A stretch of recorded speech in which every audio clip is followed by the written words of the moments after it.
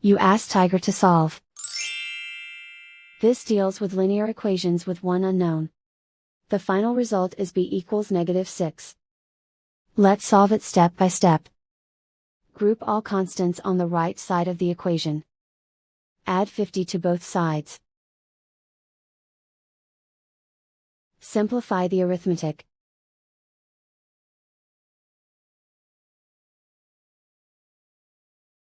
Isolate the b. Multiply both sides by 6. Group like terms. Multiply the coefficients. Simplify the arithmetic. Remove the ones. Convert the b into a positive number.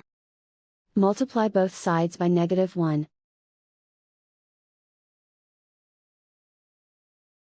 Remove the ones. Simplify the arithmetic.